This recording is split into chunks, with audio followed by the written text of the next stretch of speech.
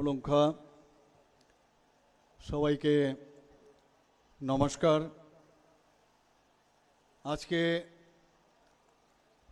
আমরা অনেক আশা আকাঙ্ক্ষা নিয়ে আপনাদের সামনে এসেছি এবং আপনারা জানেন যে আজকে যে 25 নতুন বাজার মালবাসার ভারতীয় জনতা পার্টির পক্ষ থেকে যাকে মনোনয়ন দেওয়া হয়েছে শ্রী রবীন্দ্র রিয়াং মহোদয়, ওনার সমর্থনে এবং আমাদের অম্পিনগর যে কেন্দ্র এডিসির সেখানেও ভারতীয় জনতা পার্টির সিম্বলে যিনি সেখানে প্রতিযোগিতা করছেন, যাকে মনোনয়ন দেওয়া হয়েছে শ্রী সৌদাগর কলই,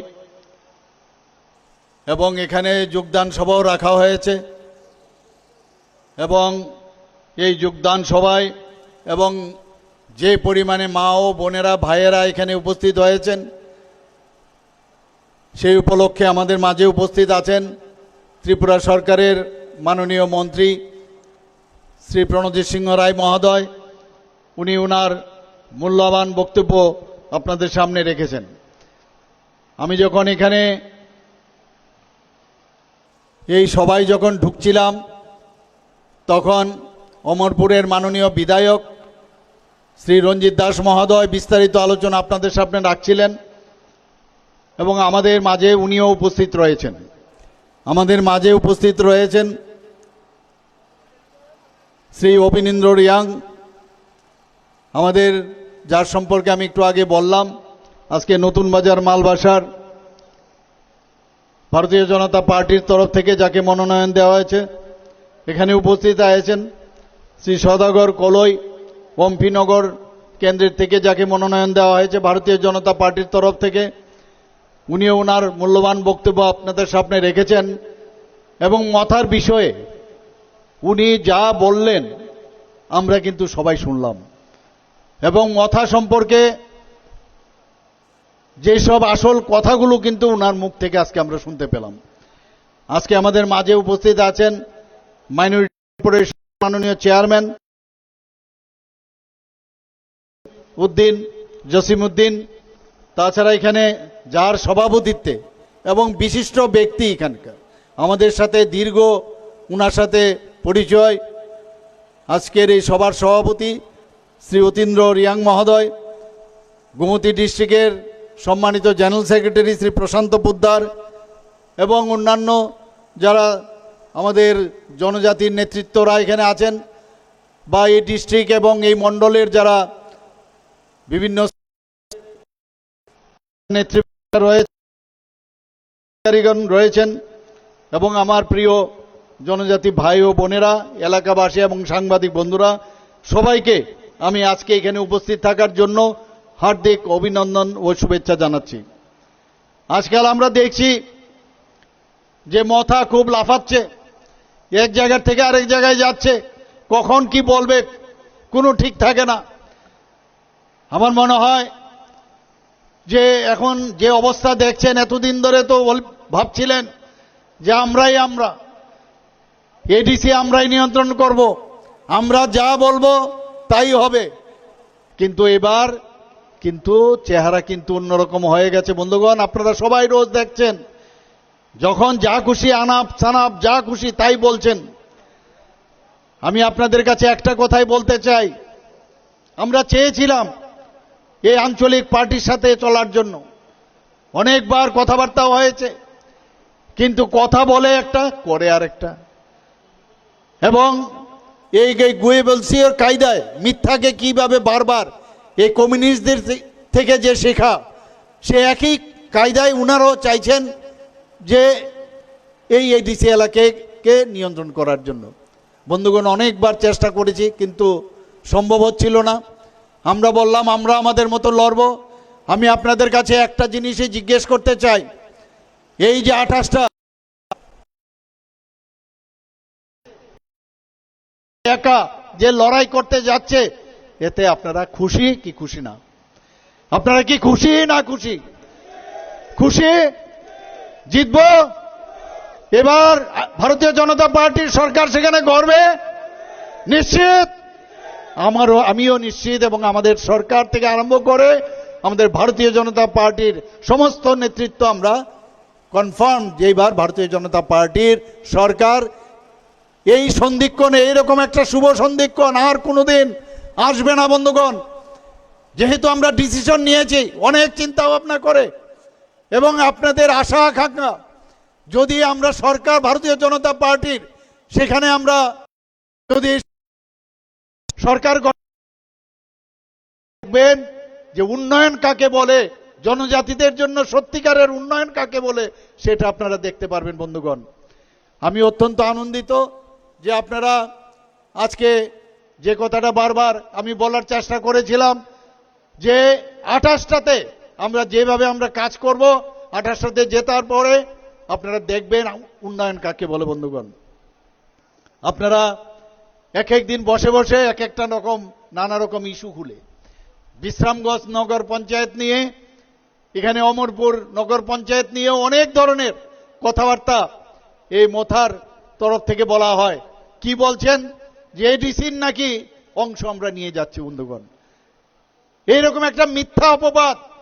কোনো অবস্থায় এডিসির একটা অংশ, অন্তত আমি মুখ্যমন্ত্রী থাকতে আমি এটা হতে দেব না, এবং এটা একটা ভুল, একটা মানুষকে বিভ্রান্ত করার জন্য এই কথাগুলো বলে। গেছিলেন খুব লাফাতে লাফাতে গিয়ে বিশ্রামগঞ্জের এখানে গিয়ে বলছেন আপনারা দেখান, এই যে নগর পঞ্চায়েত করছেন দেখান আপনার সীমানা কোথায়, স্কেলের সীমানা বলছে। আরে এগুলো তো সীমানা দেখে সেখানে যখন অফিসাররা বলছেন যে এই সীমানা আছেন, তারপর দেখলো যে না কিছু করা যাচ্ছে না, সোজা সেখান থেকে হেঁটে চলে গেছেন। এখনো ভুল ভাবে নানাভাবে ভুলভ্রান্তির মাধ্যমে শিখারও চেষ্টা করছেন না, কিন্তু বিভ্রান্ত করার মধ্যে মাস্টার। বন্ধুগণ, আজকে আপনারা জানেন বলছে যে আমরা নাকি বিসি হতে দেইনি, বিসি ইলেকশন আমরা চাইনি, অথচ আমরা বারবার বলছি বিসি ইলেকশন আমরা ভারতীয় জনতা পার্টি আমরা সবসময় প্রস্তুত। এবং কথা নাই বার্তা নাই, আমাদের সরকারের সাথে কোনো কথা নাই। 23টা বিসি সেখানে বাড়িয়ে দিলেন, অথচ আমাদের সাথে কোনো সম্পর্ক নেই। সুপ্রিম কোর্টে কেস করলেন, অথচ আমরা সুপ্রিম কোর্টে আমরা বললাম বিসি করার জন্য আমরা তৈরি আছি।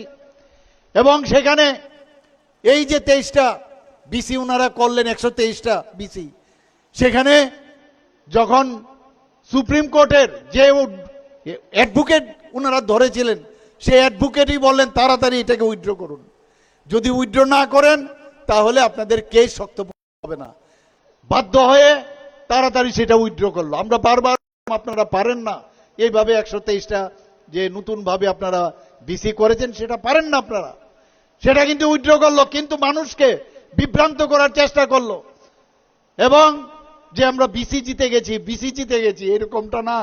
সুপ্রিম কোর্টে কেস চলছে, বেরিয়ে বলছে আমরা বিসি জিতে গেছি।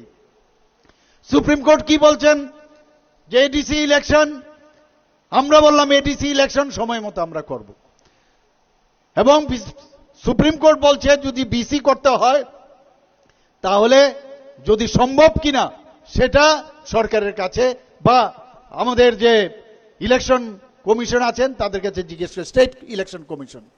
ওনারা কি বললেন? ওনারা বললেন যে একসাথে করা অসম্ভব। কারণ অসম্ভব কেন, এই কারণে, এবং কি কি কারণে বিসি ইলেকশন হয়নি তার পূর্ণাঙ্গ বিষয় বললেন। এর মধ্যে একটা হচ্ছে রিয়াং শরণার্থী, তাদেরকে ভোটাধিকার আমরা, আমাদের কমিটমেন্ট ছিল তাদেরকে আমাদের করতে হবে, সেই জায়গায় সময় নিয়েছে। এর আগে আপনারা সবাই জানেন যে কোভিডের কারণে সম্ভব হয়নি, এবং এক একবার এক এক জিনিস যেটা নোটিফিকেশন করবে এ বিসি ইলেকশন এডিসির থেকে, তারা সেটা করেনি, উনাদের কারণেই সেটা হয়নি। সেইগুলো যখন হলো সেখানে কিন্তু তার মান্যতা সুপ্রিম কোর্টে দেয়নি, কিন্তু বারবার বলছেন জিতে গেছেন জিতে গেছেন। কি জিতে গেছেন? সুপ্রিম কোর্ট থেকে কি বলেছেন যে এডিসি ইলেকশন হবে সময় মতে, এবং বিসি ইলেকশন যদি মনসুনের আগে করা যায় সেটা সম্ভব কিনা ইলেকশন কমিশনকে বলেছেন, স্টেট ইলেকশন কমিশনকে। স্টেট ইলেকশন কমিশন কি বলছেন? কারণ অনেক জায়গার মধ্যে যখন মনসুন অনেক দেরিতে শুরু হয় আমাদের এখানে মনসুন কিন্তু অনেক তাড়াতাড়ি শুরু হয়। তারপরেও বলছেন যে জুন জুলাইয়ে বিসি ইলেকশন সম্ভব কিনা। আমরা বললাম আমাদের তরফ থেকে কোনো অসুবিধা নেই, আমরা বিসি করতে তৈরি আছি। কিন্তু যদি ওই সময় বৃষ্টিপাত থাকে, আপনারা সবাই জানেন আমাদের এখানে অনেক দেরিতে জুন জুলাইয়ে প্রচন্ড বৃষ্টিপাত হতে পারে।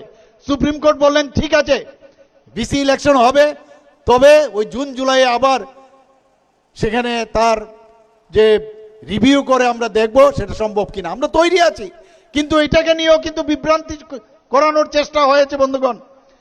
এখানে আমার পূর্ববর্তী বক্তা বলেছেন থানসা থানসা থানসা থানসা, খালি থানসা বলছেন। থানসা নিয়েও কিন্তু বিভ্রান্তি। যদি জনজাতিদেরই শুধু ফান্ডামেন্টালিস্ট যে বাংলা যে আমাদের মাইনরিটি আছেন তাদেরকে নিয়ে কেন থানসা হচ্ছে এখন? আপনাদের কাছে আমি প্রশ্ন করছি, এই যে বাঙালি যে ফান্ডামেন্টালিস্ট যারা মাইনরিটি আছেন তাদেরকে থানসার মধ্যে কেন ঢুকালেন? কখন যে কি করছেন কি নিজেই বলতে পারেন না। আপনারা এটাও দেখেছেন, একবার গ্রেটার তিপ্রাল্যান্ড স্লোগান দিয়েছেন, গ্রেটার তিপ্রাল্যান্ড। আমরা শুনলাম না জানি কি। এই গ্রেটার তিপ্রাল্যান্ড কোথায়, তার যে বাউন্ডারি কোথায় আমরা জানি না।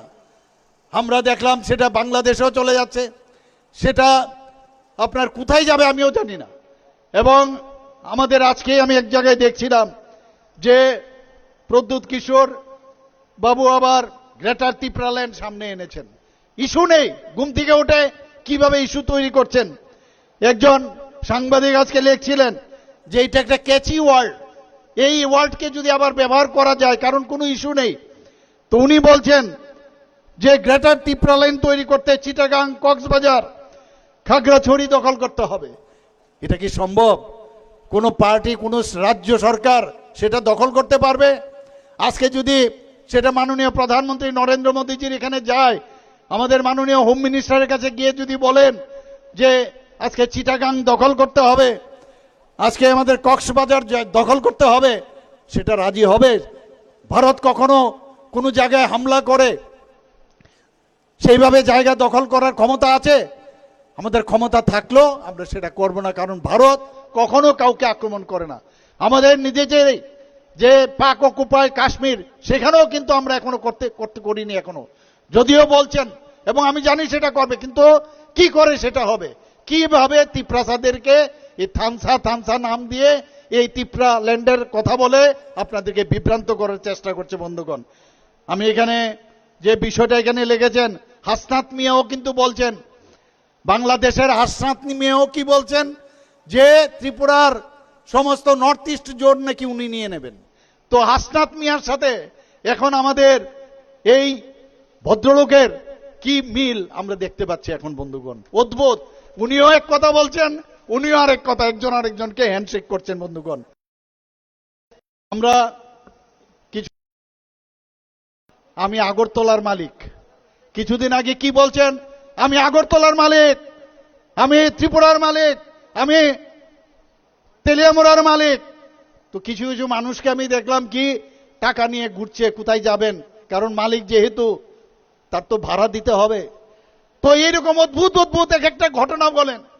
একটা নেতার যা যা গুণ থাকার সেই গুণ তো তার মধ্যে নেই, খালি জোরে জোরে গলার আওয়াজ করে মানুষকে বিভ্রান্তি করে, থানসা থানসা করে, চিৎকার করে। আর আমরা বলছি মাননীয় প্রধানমন্ত্রীজি যেটা বলছেন যে সবকা সাথ সবকা বিকাশ, বিশ্বাস আর তার প্রয়াস, সেই কথা দিয়ে এর মধ্যেই থানসা লুক্কায়িত হয়েছে। আমরা কি বলছি? আমরা বলছি জাতি, জনজাতি, আমাদের মাইনরিটি, আমাদের মণিপুরি, সবাইকে নিয়ে আমরা এক ত্রিপুরার, নতুন ত্রিপুরা আমরা গড়ব, তার নাম হচ্ছে থানসা। আমরা সেইভাবে আমরা করব। অশান্তির মাধ্যমে আমরা কোনো অবস্থায় কারোর উপর আমরা প্রেসার দেব না। মানুষ শান্তি চায়, মানুষ অশান্তি চায় না। আপনারা কিছুদিন আগে দেখেছেন, আবার বলছেন যে কি রাজতন্ত্র। আমি যেহেতু বলেছি রাজতন্ত্র আর নেই, এখন গণতন্ত্রের যুগ, কিন্তু বারবার বলছেন রাজতন্ত্র নেই। উনি বলেছেন, আর এটা তো মানতে হবে আপনার, রাজতন্ত্রের দিন নেই, এটা গণতন্ত্র। মানুষ যদি আপনাকে অ্যাকসেপ্ট করে তাহলে আপনি থাকবেন, আর যদি অ্যাকসেপ্ট না করে তাহলে বাড়িতে বসে থাকবেন। আপনি কোথায় ছিলেন যখন রাজবাড়ির ভিতরে বসেছিলেন? এর আগেও তো আপনাদের এখান থেকে অনেকে মন্ত্রী হয়েছিলেন, এমপি হয়েছিলেন। আজকে যে যে বিষয়গুলো আপনারা কথা বলছেন, তখন তো রা শব্দ ছিল না, এখনো রা শব্দ নেই। তাহলে এখন কেন মানুষকে ভুল বুঝিয়ে এই থামসা করে আর নিজেরার পকেট ভারী করার জন্য যে টাকা আমাদের অলরেডি অর্থমন্ত্রী বলেছেন, যে পরিমাণ টাকা আমরা এডিসির উন্নয়নের জন্য আমরা দিয়েছি, তার ইউটিলাইজেশন সার্টিফিকেট পর্যন্ত নেই। এইরকম একটা অবস্থার মধ্যে লুট, চারিদিকে খালি লুট লুট লুট, এই চলছে। আর কি বলছেন? ঠকায়। আবার নতুন নতুন শব্দ বের করেন, ঠকায়। কে কাকে ঠকায়? আপনি আপনাদের লোককে, যারা আপনার যাদেরকে থামসা বলছেন তাদেরকে আপনি ঠকাচ্ছেন, আপনি ঠকাচ্ছেন সবাইকে। এবং মানুষ বুঝে গেছে, এখন ঘুম নেই, রাত ঘুম কেড়ে নিয়েছে। যেইভাবে তো এরকম ছিল না, এরকম তো ভাবিনি কোনোদিন যে ত্রিপুরাতে এডিসি ইলেকশন নিয়ে আমরা আমাদের এইভাবে আজকে পরিশ্রম করতে হবে। ত্রিপুরা অ্যাকর্ডের কথা যদি বলি বন্ধুগণ, আমি নিজের মধ্যে আমি ইন্টারেস্টেড ছিলাম ত্রিপুরা অ্যাকর্ড হোক।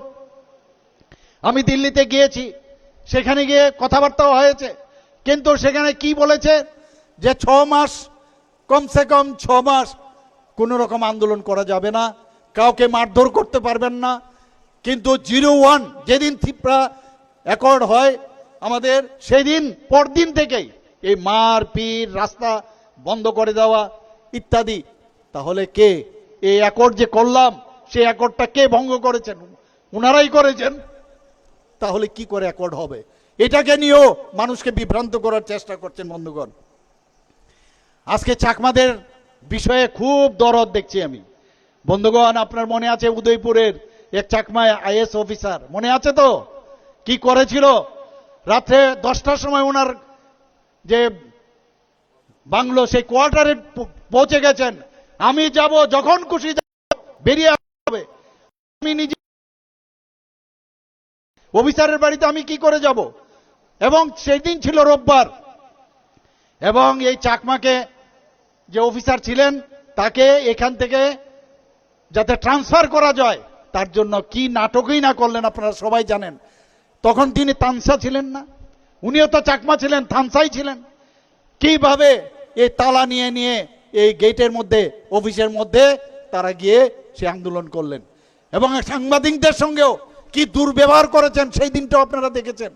অদ্ভুত এক পরিস্থিতি, সব সময় একটা মানে অশান্তির পরিবেশ গড়ার জন্য আজকে বলছে যে আমরা সবাই থানসা, এবং আমরা যারা চাকমা সম্প্রদায় আছেন তাদের প্রতি আমাদের দরদের একবারে সাংঘাতিক। কিন্তু ওই দিনটি কোথায় গেল? আমি বাধ্য হয়ে সেদিনের যে এসপি মহোদয়, তাকে আমি ওখান থেকে ট্রান্সফার করে আমি নিয়ে চলে এলাম ট্রান্সফার অফিসারকে। কেন আপনি ওনাদেরকে এলাও করলেন অফিসের ভিতরে ঢুকতে? আপনারা সবাই জানেন এই বিষয়ে। বন্ধুগণ, এই অরণ্য রোদন আমরা বহু দেখেছি, ক্রোকোডাইল টিয়ার্স আমরা বহু দেখেছি। আমরা কংগ্রেস প্রথমে কি করলেন? প্রথমে ঢুকলেন কংগ্রেস। আমি শুনেছি যে উনি নাকি যে রাহুল গান্ধীর যে টিম, সেই টিমের নাকি উনি একজন। এবং রাহুল গান্ধীও যেভাবে কথাবার্তা বলেন, অনেকটা দেখা যায় মিলও পাওয়া যায়। রাহুল গান্ধী আছে, ভারতীয় জনতা পার্টি আছে, মাননীয় প্রধানমন্ত্রীজি আছে। এইরকম লিডার যদি থাকে তাহলে আমাদের দেশের উন্নতি হবে, এবং নিশ্চিত সেইভাবে হবে। অনেকটা দেখে এরকমই করেন, কখন কি বলবেন তারপরে হলো না। কারণ এটা একটা ন্যাশনাল পার্টি, ন্যাশনাল পার্টিতে গিয়ে এই ধরনের কথা বলা যাবে না। তারপরে কি করলেন? পুইলা জাতি, পুইলা জাতি অনেক দিন চেষ্টা করলো, পুইলা পুইলা পুইলা হলো না। তারপর কি করলেন? দেখলো আরে আরেকটা মজার পার্টি করলে ভালো হয়, একটা সাম্প্রদায়িক সুরসুরি যদি দেওয়া যায় তাহলে এর মধ্যে আমার জিত হাসিল হবে। তার নাম হচ্ছে তিপ্রামথা। তিপ্রামথা টিএমসি। আর এই যে আমাদের ওয়েস্ট বেঙ্গলে এখন আছে তৃণমূল কংগ্রেস, আর এখানে হচ্ছে টিএমপি। মানে একই, কিন্তু একই আদুলির এই দিক আর ওই দিক। ওখানেও মারপিট করে, গণতন্ত্রকে ধ্বংস, আর এখানেও একই ঘটনা ওনারা করছেন। এটা হচ্ছে পার্টি আর ওটা হচ্ছে কংগ্রেস, একই ধারায় সাধারণ মানুষের টুটি টিপে ধরার একটা চেষ্টা করছে। মানুষ বুঝে গেছে এই ভাওতাবাজিতে আর অ্যাক্টিং করে লাভ হবে না। সোশ্যাল মিডিয়াতে এসে নানাভাবে বলার যে চেষ্টা করছে, মানুষকে ভুল বার্তা দেওয়ার চেষ্টা করছে, মানুষ বুঝে গেছে। আমি এখনো যারা তীব্রমথার যারা আছেন ইয়াং জেনারেশন, আমি ওনাদের কাছে আবেদন করব, আমাদের ট্রেন এই ডাবল ইঞ্জিনের সরকার যে স্পিডে এখন বেরিয়ে যাচ্ছে এবং সেই স্পিডে 2047-এর যে ডেস্টিনেশন সেখানে পৌঁছে যাবে, এখনো কিন্তু দরজা খালি আছে। আপনারা তাড়াতাড়ি চলে আসুন এই ধরনের ব্যক্তির বা এই ধরনের পার্টির থেকে, তাহলে গিয়ে আমরা নতুন ভারত সেটা আমরা তৈরি করতে পারবো। বন্ধুগণ, আপনারা সবাই জানেন কিছুদিন আগে আবার পার্টির নাম দিলে একটু সমস্যা, কি করা যায়, সিভিল সোসাইটি, এটা নাম দিয়েছে সিভিল সোসাইটি, কার্বন কপি, সেটা দিয়ে কিভাবে আন্দোলন করা যায় সেই ব্যবস্থা করলেন। আগরতলা শহরের মধ্যে ওরা কি করলেন, টায়ার পুড়িয়ে আন্দোলন করলেন এবং আগের থেকেই প্ল্যানিং যে একটা দাঙ্গা লাগানো যায় কিনা, বারবার চেষ্টা করেছে। গন্ডা তুইসার মধ্যেও এই ধরনের দাঙ্গা লাগানোর চেষ্টা করেছে, আমি সেখানেও পৌঁছে গেছি, 3 দিনের মধ্যে সেখানে আমি সমাধান করেছি। এখানেও চেষ্টা করেছে। আমায় দেখছিলাম যেখানে এই যখন জিজ্ঞেস করা হয় যে আপনারা এটা কেন করছে, আমরা করছি না, করছে কে, সিভিল সোসাইটি। তো সিভিল সোসাইটির মধ্যে তো আপনাদেরই কেউ। তো এইরকম মানুষকে বিভ্রান্তি করার আগের থেকে প্ল্যানিং, কি প্ল্যানিং, সেই প্ল্যানিংটা হচ্ছে যে সুরমার মধ্যে আগের থেকেই ফিট, এখন পুলিশ কিছু করে, যদি পুলিশ করতো কিছু তাহলে বলে পুলিশ যেহেতু লাঠিচার্জ করেছে বা ফায়ারিং করেছে, এর জন্য আজকে এই মুখ্যমন্ত্রীর দুশের চারিদিকে আজকে দাঙ্গা লেগে গেছে। দুপুরবেলা 2টোর সময় উঠিয়ে নিল, অদ্ভুত যে না কিছুই করছে না, আমরা তো চাইছি আমাদের কিছু করুক। সেই শান্তির বাজারে আমরা সুরমার মধ্যে আপনারা সবাই জানেন সেখানেও দাঙ্গা লাগানোর চেষ্টা করেছেন এবং জাতি দাঙ্গার চেষ্টা করেছেন। সেখানেও আমি গেছি, সেখানে গিয়ে আমি ওনাদের যা যা দরকার আগুন দিয়ে সমস্ত ঘর বাড়ি সমস্ত আগুন দিয়ে পুড়িয়েছে, মেরেছে, কারোর চোখ একদম অন্ধ হয়ে যাওয়ার অবস্থা, তাদেরকে আমি ট্রিটমেন্ট দেওয়ার ব্যবস্থা করেছি। এটা কি এইভাবে কি চলতে পারে একটা রাজ্য? এইভাবে কি চলে? পার্টি বলে সাধারণ মানুষের জন্য কাজ করা উচিত। কিন্তু বন্ধুগণ, বারবার আমরা বলছি, এই যে একটু আগে আমার পূর্ববর্তী বক্তা বলেছেন কিছুদিন আগে আমাদের মন্ত্রীর গাড়ির মধ্যে আঘাত, সেখানেও তারা ঢিল ছুঁড়েছে। আমি আবার বলছি সব কিন্তু গণা হচ্ছে, কাউকে ছাড়া হবে না। মাঝে মাঝে আমরা অশান্তি চাই না, কিন্তু শান্তির জন্য মাঝে মাঝে শক্তির প্রয়োগ হবে এবং শক্তির প্রয়োগ আমরা আইনের মাধ্যমে আমরা সেটা করব। বন্ধুগণ, এতটুকু আমরা বলতে পারি, কারণ আমাদের কাছে আজকে জনজাতি আমাদের কাছে আপন। আমি মনে করি যারা জনজাতির যদি উন্নয়ন না হয় তাহলে জাতিরও উন্নয়ন হবে না, মাইনরিটিরও উন্নয়ন হবে না, আমাদের যারা মণিপুরী আছেন তাদেরও উন্নয়ন হবে না। সবাই মিলে এই যে সবকা সাথ সবকা বিকাশ, তবেই উন্নয়ন হবে। অশান্তির মধ্যে কোনো ইনভেস্টার বাইরের থেকে আসবে না। আপনারা পশ্চিমবাংলার অবস্থাটা আপনারা জানেন, কোনো ইনভেস্টার সেখানে আসে না। ত্রিপুরা আজকে এত ভালো একটা জায়গার মধ্যে আছে, অশান্তি সৃষ্টি করতে পারছে না বলে আজকে ত্রিপুরার ল অ্যান্ড অর্ডারে সারা ভারতবর্ষের মধ্যে নিচের দিক থেকে আজকে 3rd পজিশনে আছে, যে কারণে মানুষ আসছে এখানে আজকে ত্রিপুরাতে। আপনারা চান না যে ত্রিপুরার উন্নয়ন হোক?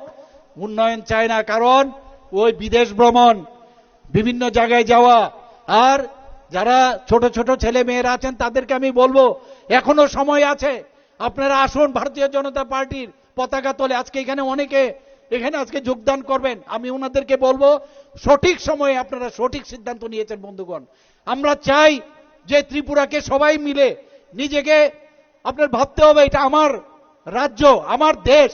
এই ফিলিং যদি না আসে কোনো দিন আমরা সামনের দিকে এগোতে পারবো না। এই ছোট ছোট যে আঞ্চলিক পার্টির যে রাজত্ব আমরা আগেও দেখেছি, অলরেডি কংগ্রেস টেস্টেড, ছোট ছোট পার্টিগুলো টেস্টেড, মথো টেস্টেড, তাহলে বাকি লোকে ভারতীয় জনতা পার্টি। আপনারা চান না ভারতীয় জনতা পার্টিকে সেই সুযোগ দিতে? আমি সবাইকে আবেদন করব আপনাদের মাধ্যমে, আপনারা প্রতিটি বাড়িতে যান এবং বলবেন যে ভয় পাওয়ার কিচ্ছু নেই, কারণ যিনি আপনাদেরকে দেখে রাখছেন সারা ভারতবর্ষকে, তার নাম হচ্ছে নরেন্দ্র মোদীজি। উনি সবাইকে দেখে রাখছেন, কোনো চিন্তা করার কোনো কারণ নেই। সাময়িক সমস্যা হবে, কিন্তু আগামী দিন আমাদের যে ত্রিপুরা এখন একটা শ্রেষ্ঠ ত্রিপুরা, সেটা যে হচ্ছে সেটা আগামী দিন আমরা এস্টাবলিশ করব। আমরা এইটুকু আমি বলতে পারি বন্ধুগণ। আজকে এখানে যারা রিয়াং শরণার্থীরা এসছেন, আপনারা ভাবুন 23 বছর ধরে, এর আগে তো অনেক এখানে যারা সিপিএমও রাজত্ব করেছে, কংগ্রেসও রাজত্ব করেছেন, আজকে রিয়াং ভাইদের বোনদের জন্য তো কেউ চিন্তা ভাবনা করেনি।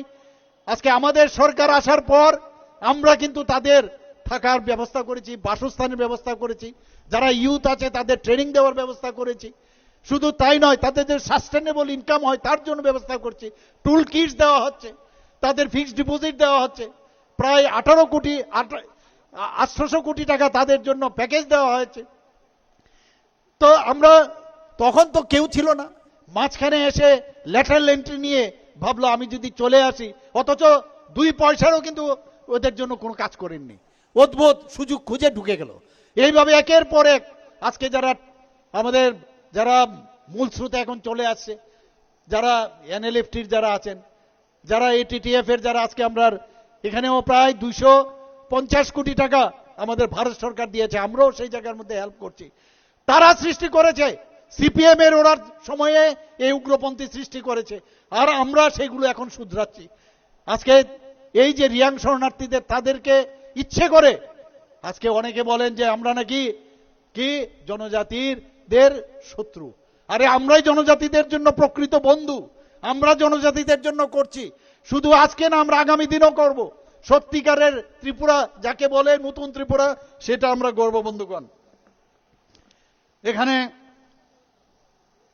জনজাতিদের যতগুলো উৎসব আছে বন্ধুগণ, আমাদের সরকারের পক্ষ থেকে এই উৎসবগুলো যাতে হারিয়ে না যায়, আমাদের সরকারের তরফ থেকে আমরা কিন্তু সবসময় আমরা ফাইন্যান্সিয়ালি হেল্প করি, আমরা লজিস্টিক্যালি হেল্প করি। সমস্ত যেসব জনজাতিদের যে কৃষ্টি, সংস্কৃতি, পরম্পরা, সেগুলো যাতে সেগুলো নষ্ট না হয় তার জন্য আমরা চেষ্টা করছি বন্ধুগণ। আপনারা দেখেছেন কিছুদিন আগে আমাদের এই সরকার আসার পর আমরা কি করলাম, জনজাতিদের যে অনেক সময় অনেক স্কিম থাকে, যেগুলো অনেক সময় জনজাতিরা অফিসে যায়, সাব ডিভিশনাল অফিসে যায়, ডিস্ট্রিক্ট হসপিটালে যায়, ডিস্ট্রিক্ট অফিসে যায়, কিন্তু কার কাছে যাবে, কোন টেবিলে যাবে, তারা কিন্তু বুঝতে পারতো না। আমরা এক একজন টিসিএস এর সমকক্ষ অফিসার সেখানে দিয়েছি। তাদের কাজে হচ্ছে সমস্ত স্কিমগুলো ওনারা যাতে তারা শুধু জনজাতিদের স্কিমগুলো দেখবে, তার জন্য আমরা নিয়ে অফিসার আমরা দিয়েছি। আমরা সমাজপতিদের জন্য, আমাদের সরকার, এর আগে তো অনেক সরকার ছিল, সমাজপতিদের জন্য আমরা আমাদের সরকার আসার পর তাদেরকে সাম্মানিক 2000 টাকা করে আমরা দিয়েছি। এবার আমাদের সরকার, আমরা ক্যাবিনেটে ডিসিশন নিলাম 2000 কেন, ওনারা সমাজের জন্য যেহেতু কাজ করে, ওনাদেরকে আমরা আরো বাড়িয়ে দেব, 5000 টাকা আমরা করেছি। আমাদের এখানে 19টি জনজাতি গোষ্ঠী আছে, 19টি জনজাতি গোষ্ঠীর মধ্যে আমরা দেখলাম যে আরো জনজাতি গোষ্ঠী আছে, এমন জনজাতি গোষ্ঠী আছে যাদের মাত্র পপুলেশন হচ্ছে 1000, এরকমও আছে আরো কম। আমি চিফ সেক্রেটারি মহোদয়কে বললাম যে আপনি ওদেরকে খুঁজে বার করুন। ডিস্ট্রিক্ট ম্যাজিস্ট্রেটকে বলা হয়েছে যে সবাইকে আমরা, অনেকে আছে ওখানে সমাজপতির সিস্টেম নেই, কিন্তু কোনো প্রধান কেউ, আমি বললাম যে আমরা বন্ধুগণ, আমরা বলছে জনজাতি, আমরা জনজাতি বিরোধী। আরে আমরা আসার পর আপনারা তো ঘরের ভিতর শুয়েছিলেন, আমরা আসার পর দ্বিতীয় বিশ্বযুদ্ধের সময় যে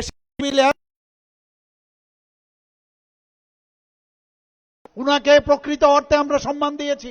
মাননীয় প্রধানমন্ত্রীজি এসে উনার পূর্ণবয়ব মূর্তি সেখানে প্রতিষ্ঠিত হয়েছে এবং সেখানে উনার নামে উৎসর্গ করা হয়েছে মহারাজা বীর বিক্রম কিশোর এয়ারপোর্ট। এবং আমরা কিছুদিন আগে আপনারা দেখেছেন আগরতলা এয়ারপোর্ট থেকে যখন আপনারা আসবেন, সেখানে দেখবেন এই রাজপ্রেমীদেরই এস.ডি. বর্মনের নাম আপনারা নিশ্চয়ই শুনেছেন। এস.ডি. বর্মন একজন সারা পৃথিবীর মধ্যে একজন বিশিষ্ট সুরকার এবং বিশিষ্ট গায়ক। সেখানে আমরা উনার যে পূর্ণবয়ব মূর্তি আমরা সেখানে প্রতিষ্ঠিত করেছি বন্ধুগণ। এবং আমরা আগরতলার মধ্যে মেইন সেন্টার একটা আইল্যান্ড ছিল, সেখানে আমরা সবাই জানি মহারাজা বীর বিক্রম কিশোর মানিক্য বাহাদুরকে কি বলা হতো, উনাকে বলা হতো যে আধুনিক ত্রিপুরা রূপকার। সেখানেও উনার মূর্তি আমরা বসিয়েছি, সেই জায়গাটার একটা নামাঙ্করণ হয়েছে।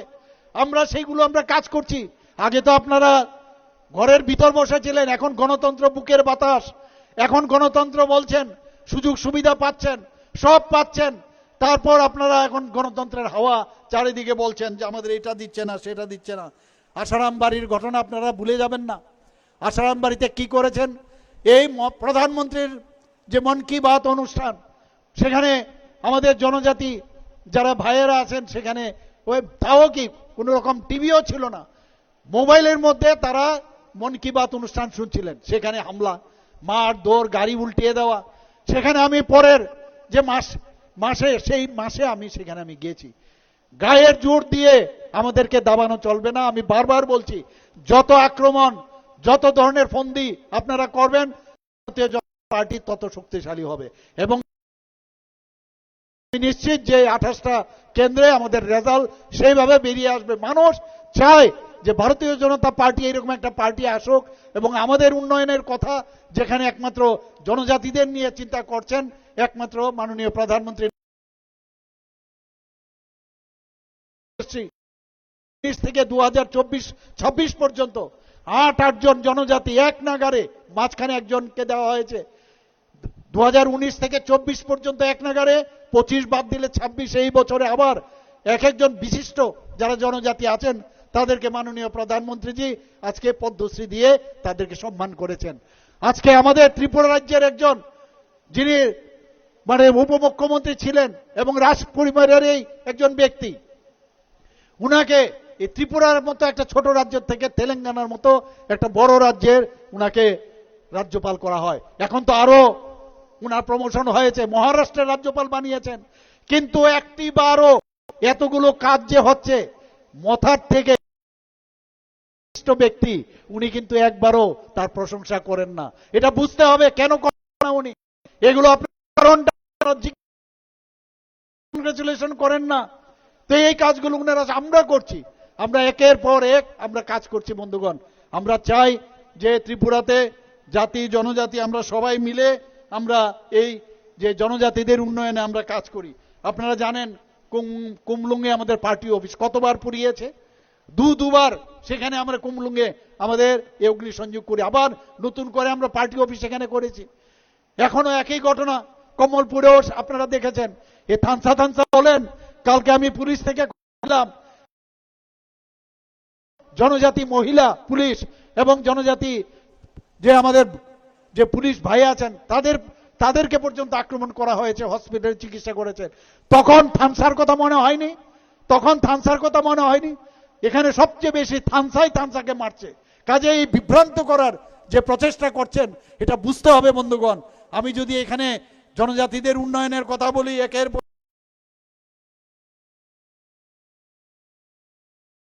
চিফ মিনিস্টার ট্রাইবেল যে ডেভেলপমেন্ট প্রোগ্রাম দেওয়ার যে ব্যবস্থা, আজকে আমরা সেখানে আমরা প্রায় 20,000 যারা উইবার আছেন তাদেরকে আমরা ব্যবস্থা করেছি। বন্ধুগণ, আমরা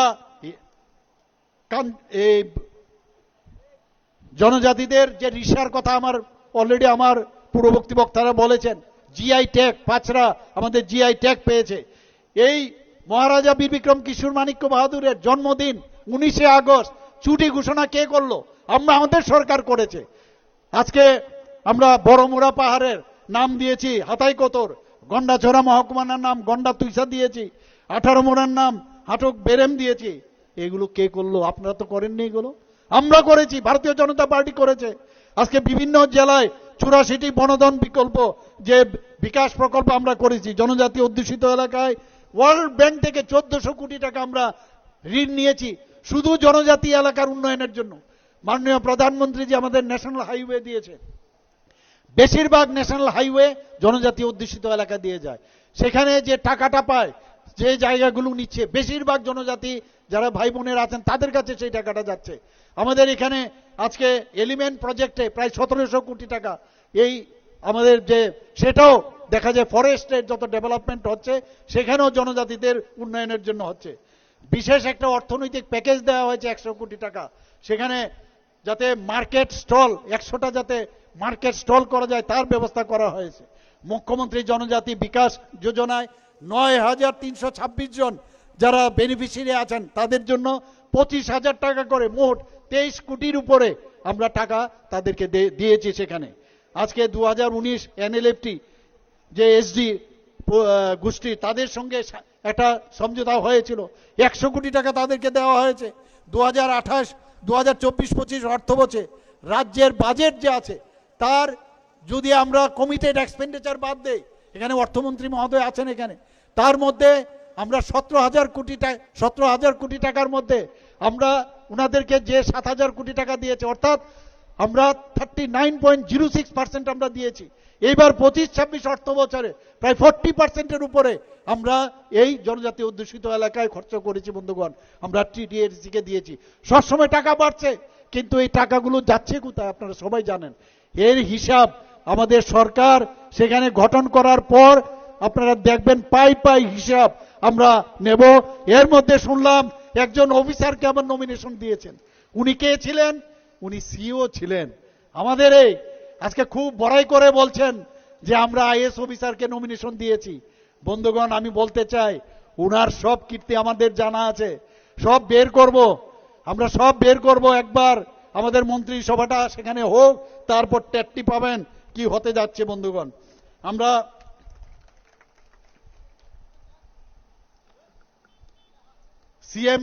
সিএম রাবার মিশন, সেখানেও আমরা এবারের 2024-25-এ প্রায় 10 কোটি টাকার উপরে আমরা সেখানে প্রদান করেছি। PM জনমন প্রকল্প, সেটাও এখানে বাস্তবায়িত করেছি। এখানে গত 3 বছরে এককভাবে আমরা ট্রাইবেল ওয়েলফেয়ার দপ্তর TTADC থেকে 200 কোটি টাকা পেয়ে 85টি প্রকল্প অনুমোদন করেছে, যার মধ্যে 112 কোটি টাকা অলরেডি রিলিজ করে দেওয়া হয়েছে। তারপরেও বলছেন টাকা দেয় না, টাকা দেয় না, ঠকায়। কি বলে? ঠকায়। আরে ঠকায় তো আপনি নিজে অন্যদেরকে ঠকান, মিথ্যা বলে আপনি ঠকান। আমরা ঠকাই না। ঠকানোর যে কায়দা সেই ইনস্টিটিউট থেকে আমরা পাস করি না। ভারতীয় জনতা পার্টি একটু অন্যরকম পার্টি, এখানে মিথ্যে বলার কোনো স্কোপ নেই। বন্ধুগণ, আপনারা জানেন যে 30 কোটি টাকা দেওয়া হয়েছিল কুমলুঙের হসপিটালের জন্য। এরপর আমি আবার 10 কোটি টাকা দিয়েছি। এখন পর্যন্ত হসপিটাল সেটার ইউসিও দেয়নি, হসপিটাল শুরু করতে পারিনি। এরপরে আবার বিভিন্ন প্রকল্পে আমি নিজে মুখ্যমন্ত্রী হিসাবে আমি যখন বললাম, সেখানেও অর্থমন্ত্রীজিকে বললাম 30 কোটি টাকা আলাদাভাবে, মানে বাজেটের বাইরেও সেখানে দেওয়া হয়েছে, তারও কোনো কিন্তু হিসাব নেই বন্ধুগণ। একের পর এক যদি আমি বলি শেষ করতে পারবো না, কিন্তু ওই একটা কথাই বলবো আজকে এখানে। আমরা যে কথাটা আমরা বলবো সেটাই আমরা করি। ধলাই জেলায় একটা মেডিকেল কলেজ আমরা বলেছি, সেখানে ADC এলাকায় করব। অলরেডি মৌ হয়েছে, সেখানে একটা মেডিকেল কলেজ হবে। আমরা কুমলুঙে একটা নার্সিং কলেজ, একটা প্যারামেডিক্যাল কলেজ সেখানে স্থাপন করব।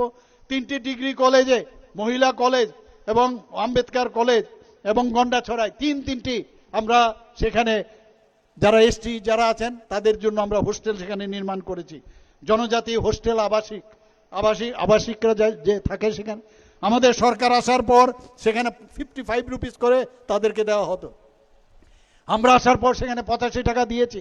আর এইবার কিছুদিন আগে আমরা সেটাকে 85 থেকে 100 টাকা করেছি বন্ধুগণ। তাদেরকে পাঠ্যপুস্তক থেকে আরম্ভ করে বিভিন্ন যেসব ওনাদের সুযোগ সুবিধা, প্রি মেট্রিক স্কলারশিপ থেকে আরম্ভ করে, যেখানে 400 টাকা পেত, 1000 টাকা আমরা করেছি। বিনামূল্যে মেধা পুরস্কার এবং কোচিং প্রদান ইত্যাদি আমরা দিচ্ছি। প্রচুর জিনিস আমরা করছি। আমরা আমবাসা, কাঞ্চনপুর, করবুকে 3টি আশ্রম স্কুল আমরা করেছি। এখানে 29টি নতুন হোস্টেল অলরেডি নির্মাণ হয়ে গেছে জনজাতি অধ্যুষিত এলাকায়। আরো 144টি নির্মাণাধীন রয়েছেন। 170 জন হোস্টেল ওয়ার্ডেন আমরা দিয়েছি। আমার মনে আছে আমাদের মাননীয় মন্ত্রী ট্রাইবেল ওয়েলফেয়ার বলছেন যে হোস্টেলগুলোতে চুরিদারি হয়, একটু হোস্টেল ওয়ার্ডেন রাখতে হবে। আমরা সবাই ডিসিশন নিলাম, মন্ত্রিমণ্ডল সবাই আমরা ডিসিশন নিয়ে অলরেডি সেখানে 170 জন হোস্টেল ওয়ার্ডেন আমরা করেছি। একলব্য মডেল রেসিডেন্সিয়াল স্কুল, আমার পূর্ববর্তী বক্তারা বলেছেন অলরেডি যে প্রথমে আমাদের সরকার 18-এর আগে মাত্র কটা ছিল? 4টে। সেখানে একলব্য মডেল রেসিডেন্সিয়াল ছিল। এখন কটা অনুমোদন হয়েছে? 21টি অনুমোদন হয়েছে। এর মধ্যে 12টি চালু হয়ে গেছে, 6টা এর মধ্যেই হবে, আর বাকি সেইটাও সামনের বছর বা এর পরের বছর হবে। তো সেখানে একলব্য মডেল রেসিডেন্সিয়াল স্কুলের যে ক্রাইটেরিয়াগুলো আছে সেগুলো রিল্যাক্সেশন দেওয়ার জন্য আরও 15টা যাতে একলব্য মডেল রেসিডেন্সিয়াল স্কুল হয়, তার জন্য আমি দিল্লিতে এবার বলে এসেছি বন্ধুগণ। আজকে আমরা মাননীয় প্রধানমন্ত্রীজি আসার পর আপনারা দেখেছেন, যার সম্পর্কে আমরা কেউ জানি না, এই ভগবান বিরসা মুন্ডার ওনার জন্মদিনে প্রতি বছর আমরাও এখানে কি করেছি, যে বহু জায়গায় জনজাতিদের মধ্যে এডিকশন স্টার্ট করে দিয়েছে। প্রথমে হেবিচুয়েশন করেছে, তারপর সেখানে এডিকশন স্টার্ট করেছে ছোট ছোট ছেলে মেয়েদের। সমস্ত হোস্টেল যারা আছেন হোস্টেলারদেরকে নিয়ে আমরা এখানে ফুটবলের একটা প্রতিযোগিতা শুরু করেছি, অ্যাওয়ারনেস প্রোগ্রাম আমরা করেছি। আমরা বলছি football is the game and drug is same. তো সেইভাবে আমরা কাজ করছি বন্ধুগণ। বিভিন্ন জায়গায় আমাদের দপ্তরের তরফ থেকে আমরা বিভিন্ন যেসব সিনথেটিক ফুটবল গ্রাউন্ড সেখানে করছি, ট্র্যাক করছি। তো একের পর এক কাজ আমরা জনজাতিদের জন্য করছি বন্ধুগণ। আবার আপনাদের কাছে আমি একটা কথা আবেদন রাখবো, যে আমাদের যে ক্যান্ডিডেট যারা আছেন নতুন বাজার অভিনয়কে বিপুল ভোটে ভারতীয় জনতা পার্টির যে সিম্বল পদ্ম চিহ্নে বিপুল ভোটে আপনারা বুতাম টিপে জয়যুক্ত করবেন, সে আশা আকাঙ্ক্ষা রেখে আমি আমার বক্তব্য শেষ করছি। নমস্কার, জয় হিন্দ, ভারত মাতা কি জয়। অসংখ্য অসংখ্য ধন্যবাদ রাজ্যের মাননীয় মুখ্যমন্ত্রী প্রফেসর